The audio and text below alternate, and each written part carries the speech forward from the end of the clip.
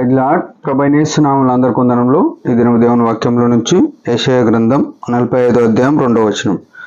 నేను నీకు ముందుగా పోవచ్చు మెట్టగానున్న స్థలములను సరళం చేసేదను, ఇత్తడి తలుపులను పగలగొట్టేదను, ఇనుప గడియలను విరగొట్టేదను. ప్రేమైన వాళ్ళరా, యేసుక్రీస్తు ప్రభును అంగీకరించిన మనము ఆయన యందు విశ్వాసముతో కొనసాగే యాత్రా జీవితంలో ఇలాంటి పరిస్థితుల్లో, అంటే మన జీవితంలో ఎన్నో ఒడిదొడుకులు, ఎన్నో సమస్యలు, ఎన్నో ప్రతికూలమైన పరిస్థితులు వచ్చినప్పుడు ప్రభు ఇచ్చే గొప్ప సమాధానకరమైన వాగ్దానాన్ని బట్టి మనము ఆయనను స్తుతించబద్దులమైనాం. ఇక్కడ చూసినట్టయితే ఏమంటున్నాడు, నేను నీకు ముందుగా పోవచ్చు అని మాట్లాడుతున్నాడు. మన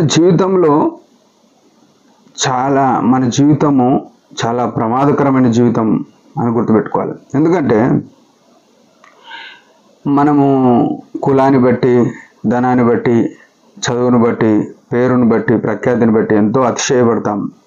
కానీ ఇక్కడ గమనించవలసిన విషయం ఏంటంటే, ఒక్క 10 నిమిషాల తర్వాత, లేకుంటే ఒక్క నిమిషం తర్వాత, ఒక గంట తర్వాత, ఒక రోజు తర్వాత, ఒక సంవత్సరం తర్వాత అసలు చెప్పుకుంటే ఎంత అస్థిరమైన జీవితం. ముందు తర్వాత ఏమవుతుందో అస్సలు తెలియని వాళ్ళం. మన తర్వాత ఇప్పుడు మాట్లాడుకునే ఈ క్షణాల తర్వాత ఏం జరుగుతుందో, ఇంట్లో ఉన్న మనం బయటికి వెళ్ళిన తర్వాత ఏమవుతుందో, ఉద్యోగంలో ఉన్న మనం ఇంటికి వచ్చినప్పుడు ఏమవుతామో, బయలుదేరిన సమయంలో ఏమవుతామో, ఈ స్థలం నుంచి విడిచి ఒక 10 అడుగులు వేసిన తర్వాత ఏమవుతామో తెలియని అస్థిరమైన జీవితంలో ఉన్నాం. ఎంత బలహీనమో, ఎంత దౌర్భాగ్యకరమైన జీవితంలో ఉన్నామో మనం గమనించాలి. రక్షింపబడిన వారికి, ఎవరైతే యేసుక్రీస్తు ప్రభు శిలువ రక్తం చేత విమోచింపబడ్డారో, ఆయన సంఘంలో నాటబడ్డారో, వారికి ఇచ్చే గొప్ప అధికత దేవుడు ఏంటంటే ఏం మాట్లాడుతున్నాడు, నేను నీకు ముందుగా పోవచ్చున్నాను. అంటే మన ముందట ఎవరున్నారంటే ప్రభు ఉన్నాడు.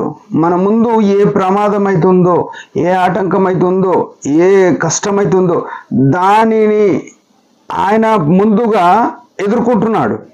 ఇది గొప్ప ఆదరణ. మన కష్టాన్ని మన దగ్గరికి వచ్చేదానికన్నా ముందు ప్రభు దాన్ని దాటినాడు అనే విషయం మనం గుర్తెరగాలి. మన దుఃఖాన్ని, మన నిందను, మన అవమానాన్ని మనకంటే ముందు ప్రభు దాన్ని దాటుతున్నాడు అనే విషయం మనం ఇక్కడ అదే అన్న, నీకు ముందుగా పోవచ్చు మెట్టగానున్న స్థలములను సరళం చేసేదను అంటున్నాడు. అంటే మనకి ఏవైతే ప్రతికూలంగా ఉన్నాయో, ఈ మెట్టగా ఉన్న స్థలాలంటే ఎత్తు పర్వతం లాంటివి ఏవైతే ఉన్నాయో వాటిని మనకు నడవడానికి వీలుగా మారుస్తాడు. మన ఎదురుగా వచ్చే ప్రతి సమస్య, శత్రువును, ప్రతి విధమైన ఆటంకమును దాన్ని త్రోసి వేసుకుంటూ వెళ్తున్నాడు. ఎంత ఈ గొప్ప భద్రత. ఒక సీఎంకు కాన్వాయ్ ముందు వెళ్తుంది, ఎందుకంటే ఒక ప్రధానమంత్రికి కాన్వాయ్ ముందు వెళ్తుంది. ఆయన ఆగొద్దు ఆ రోడ్ల మీద అని అనుకుంటారు. ఈ కాన్వాయ్ అంతా వీళ్ళంతా కూడా శరీరులే, మనుషులే. వీళ్ళందరికీ కూడా ప్రమాదం ఉండొచ్చు, వీరందరికి కూడా హార్ట్ అటాకులు రావచ్చు, వీరందరికీ కూడా తప్పిదం జరగవచ్చు, వీరి వాహనాలు కూడా అస్థిరమైనవి.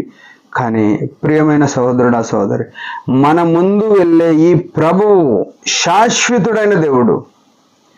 యేసుక్రీస్తు ప్రభు అంటే నిత్యుడు.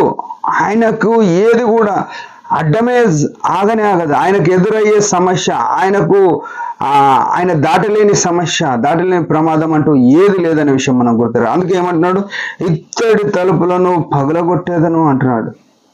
అంటే ఇత్తడి తలుపులు ఎందుకు వేస్తారంటే అవి చాలా గట్టిగా ఉండాలని వేస్తే వాటిని కూడా పగలగొడతా, ఇనుప గడియలను విరగొడతా అంటున్నాడు.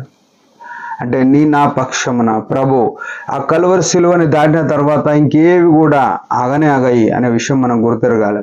మన కొరకు ఇంత గొప్ప దేవుడు యేసుక్రీస్తు ప్రభు మనకు చేసిన రక్షణ కార్యమే కాక మన ముందు నడిచే ఈ గొప్ప భాగ్యము, మనుషులకు ఎవరికి లేని భాగ్యము నీకు నాకు ఇచ్చినందున హృదయమార మనం ఆరాధన చేద్దాం. దేవుడి మాట దించిన కాక చిన్న ఆరాధన. పరమ తండ్రి యేసు ప్రభు నామను బట్టి స్తుతిస్తూ ఆరాధిస్తున్నాం. మమ్మల్ని ప్రేమించి భూమి మీద సజీవులుగా ఉంచి ముందు సమయం ఏమైతుందో తెలియని అస్థిరమైన జీవితంలో ఉన్న మాకు ముందుగా నువ్వు వెళ్తున్నావు. అందుకై స్తోత్రములు. మా ప్రతి విధమైన ఆటంకం తొలగదీయడానికి ఇష్టపడిన దేవుడు, అందుకై స్తుతిస్తూ యేసు ప్రభు నామంలో ఈ స్తుతి ఆరాధన సమర్పించుకుంటున్నాను తండ్రి. ఆమెన్. మీరందరి పరిచయం గురించి భారంగా ప్రార్థన చేయండి. Praise the lord.